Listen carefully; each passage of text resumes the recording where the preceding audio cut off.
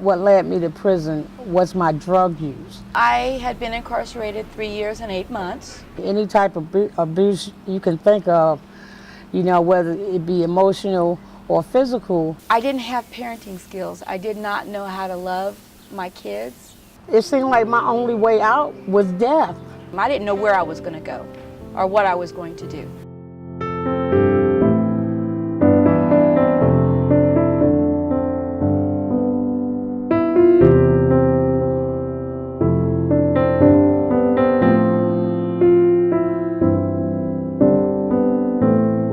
I was out smoking dope, and there's no other cleaner, politically correct way to say it, because that's what I was doing. I was with a young man. He robbed a house, and he killed someone. My ex-husband molested my children, and I tried to hire someone to kill him.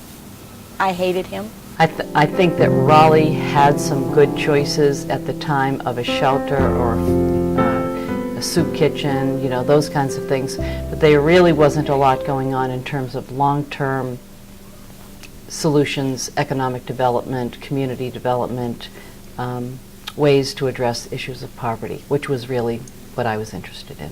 My hand was held, and I was walking. It was like taking baby steps. Your mother holds your hand until you can make it on your own, and you're sent out there to progress, and that's what Passage Home did for me. I was in the program for 2 years. Every step of the way, Passage Homes walked me through.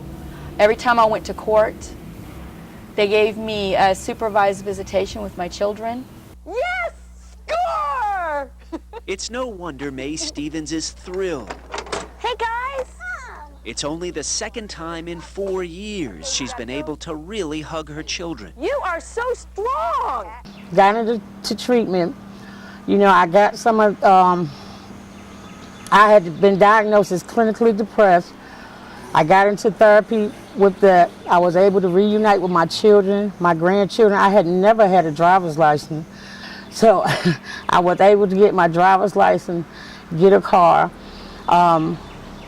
I was able to finish my degree while I was in Passage Home. I learned how to, if I needed help, how to ask for help, and also how to be self-reliant. That was something I did not have before. They taught me how to budget. Even now, I ask for receipts every time I go anywhere.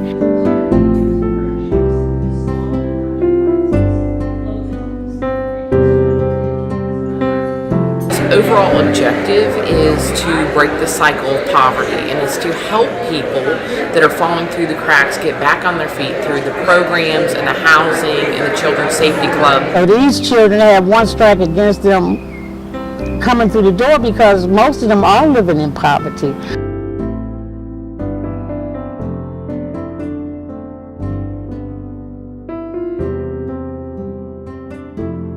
I meet new people, we go on field trips, we do lots of activities. This past year I've had the opportunity to spend a lot of time at the safety club and on some field trips with the kids, and the look of hope that they typically don't have, many times don't have, really makes a difference. You can tell we're making a difference in their lives. No matter what's going on at home, no matter what's going on in the street, once you walk through those doors, you have someone that's going to embrace you. You're going to have someone, you're going to feel love.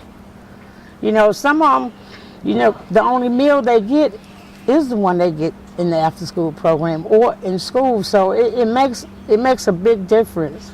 What has been your favorite thing so far that you've done at Safety Club? The father-daughter dance. I had a pink dress with this pink shawl. Now tell me about your dad. What kind of dancer is he? An old school dancer. My mama, she really like it. She thinks I'm doing better in school now. I'm going to college for being a pediatrician. On average, at least in our homeless programs for a solid decade, we were assisting at least 50 families a year.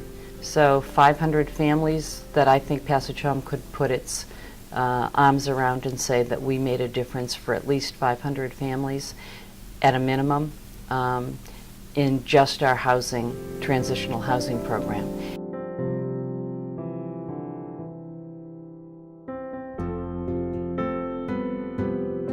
Now I am a CEO.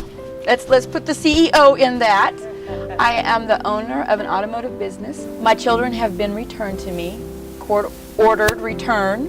But it can be done, no matter where you come from. And it's really not where you come from anymore. It's how far that you perceive that you can achieve. But I know God put Pastor John in my path, and that he softened my heart to say, okay, you need help, accept help. And I'm glad I did.